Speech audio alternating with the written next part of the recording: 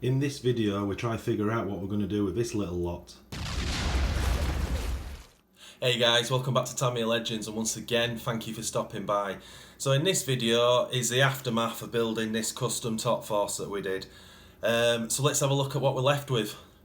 So these are all the bits left over. So we've got the remnants of majority of the standard top force, but we've also got this blazing star which is looking in a bit of a sorry state.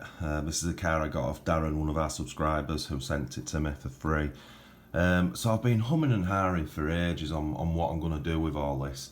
Now, I've hit what we call the Tamiya wall, where I just can't be bothered doing anything RC related. It seems to be really common, and yeah, the best thing to do is just put it away and come back to it when you can be bothered. But I haven't touched anything for about 4 weeks, so I really need to get cracking with this one. So anyway, today's the day. So as I say, I've been humming and hawing what to do with this, to whether to use a bathtub or to use a top force double deck chassis. And I've also kind of got to do it around the parts I've got left.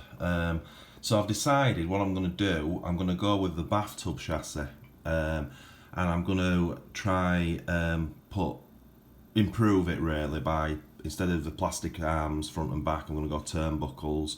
I'm going to try fit the top force top deck on it, which will be a little bit different. It's completely just for looks only. It doesn't need it for strength or anything, but I just think it'll look pretty cool with the top force towers on. So that's going to be the first job, and I'll just show you what the leftovers I've got for the body. So this is some of the stuff I bought ages ago, and I want to just use it all on this car. So I bought a TBG Terra Conqueror body and wing, because I originally was going to do the bathtub chassis.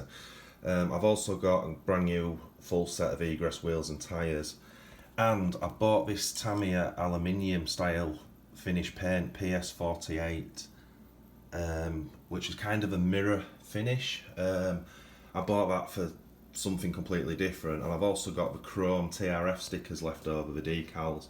So I'm going to, as I say, and I've also got a driver figure, and I want to put a driver figure in it as well. So I think it'll look pretty stealthy, to be honest, because obviously we're going to have the bathtub chassis with quite a few top force parts, shock towers, shocks. We're going to have the turnbuckle arms and things like that, with the egress wheels, and then this mirror finish with some tastefully put TRF stickers, as it were. So I think we need to get cracking. So the first step is to clean, get this chassis out, and just strip it apart really, get all the gearing that's left over out of it, fit it with new ball races, and what I'll do just before I do that, because I'm not going to bore you with all the build bit of this because I've done that too much recently, I'll just do the build off camera, and then every section I get to I'll come back on. So in this video we're going to get the chassis completely finished, and then in the second video we'll do the cosmetic side of it. But I just want to show you what I'm going to have to do with the bathtub to get the top deck on. So let's have a look at that. So I must admit, I just assumed that the top force top deck would just go on automatically. Now, the way the bathtub chassis is designed, it has this radio plastic plate that fits here, which sits on across these 4 screws, and then the rear chassis bolts down onto it.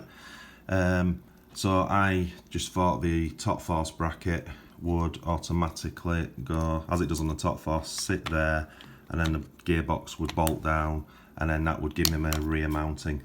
But it sits far too high. I'll try to show you. You can see the line of the top deck to the chassis, it's completely out. And also, you know, even if I raised it at the front end, the rear gearbox, if you can see here, pushing down on my fingers here, you got that gap there. So it's not a standard fit, which is a little bit of a bummer.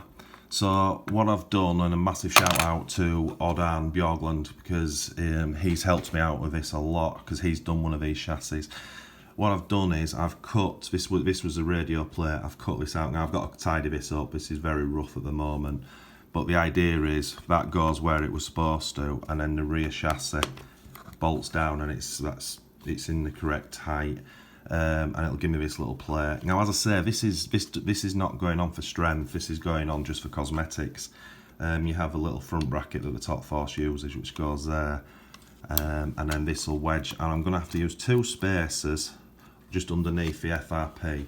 But as you can see now, the chassis is basically the correct height with the chassis. It will be when it's bolted down. So I think that's going to look pretty cool, pretty trick. I'm going to see if I've got any of those chrome TRF stickers that I put on the carbon top deck, because it looked really good. So I'll see if I can do that, because it's going to be quite stealthy looking this, so the decals are going to be minimal. So anyway, now we know how to do that, we've got some work to do. So as I say, the first step now is to get this chassis cleaned up, and get the gears in basically, and get the new ball race set in there, and just get that side of it finished. So let's get cracking. Right, that's stage 1 done. As I say, I totally had the gearboxes fully apart. I've redone all the gears, and I've added bearings where needed. So now both gearboxes are fully ball raced.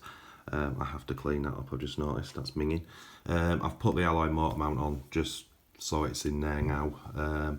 So the next stage now is to mount both gearboxes to the chassis, but I'm going to need to clean this chassis up first.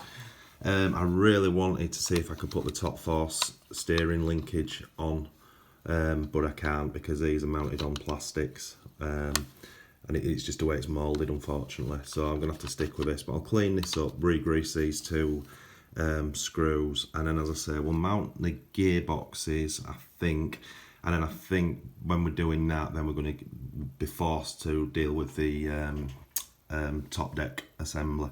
So let's get cracking. Right, I just thought I'd show you this bit quickly before I bolt it down.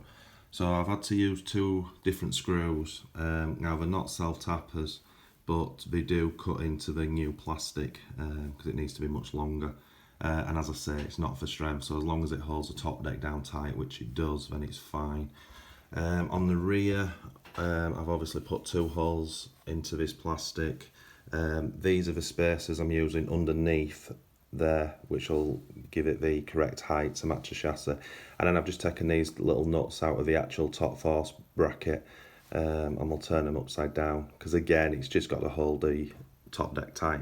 So let's get that on.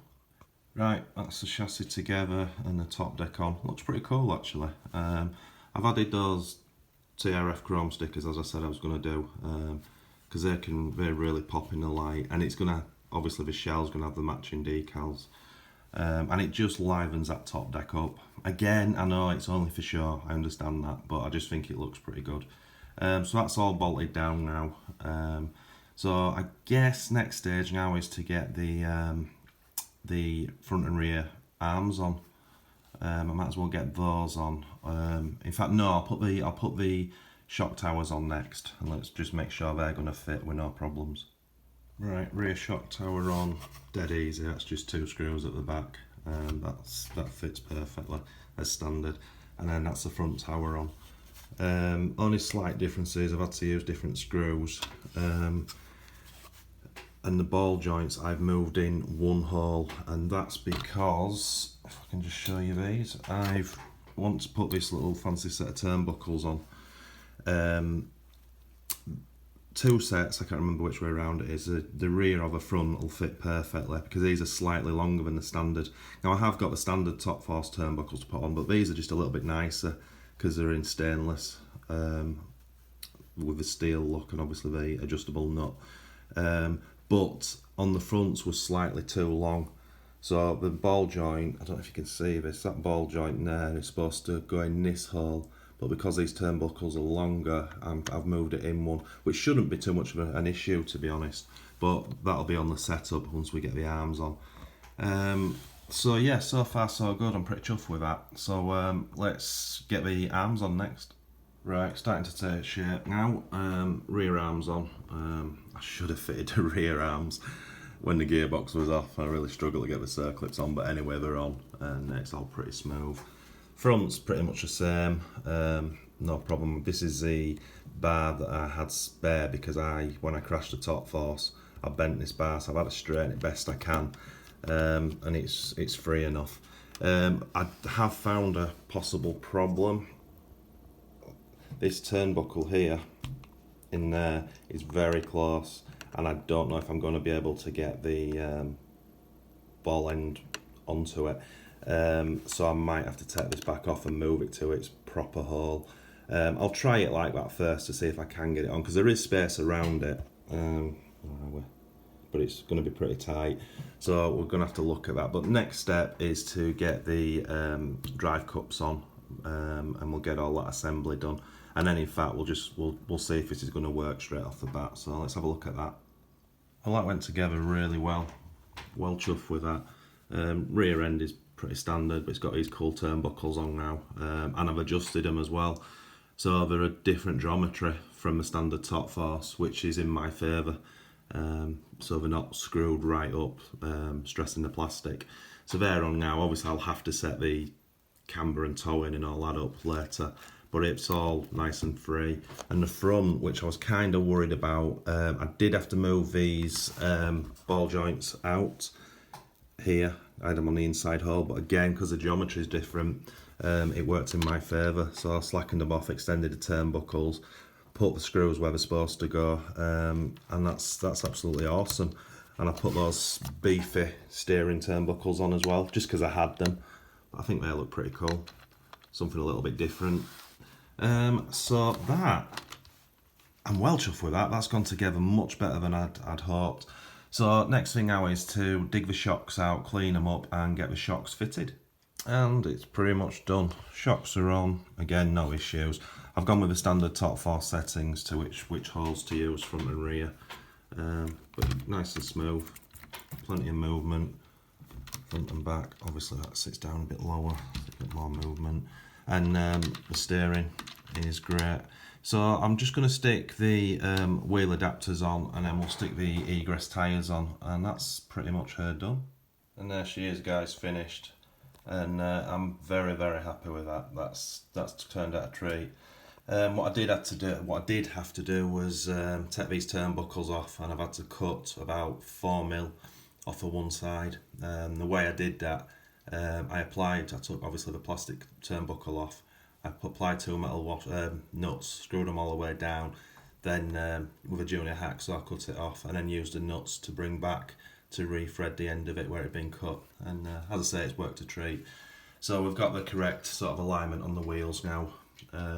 The backs are actually, there's too much camber on them, but I'll worry about that later because I haven't got the shocks set up properly. I put this fancy DB01 wing mounts on, which I just think they look pretty cool, a little bit different from the standard. So yeah, that's the end of this video, I guess. So tomorrow we'll be cutting the shell out, and we'll be using this fancy aluminium paint for the first time, see how that goes. And if it's a good, decent enough finish, then hopefully we'll get these chrome TRF decals on. But yeah, well chuffed with that. Looks pretty sleek indeed, pretty badass. Anyway guys, as always, thanks for watching, it's really appreciated. And if you are new to this channel, please smash that subscribe button and hit that notification button so you get our weekly videos. And as always guys, happy RCing.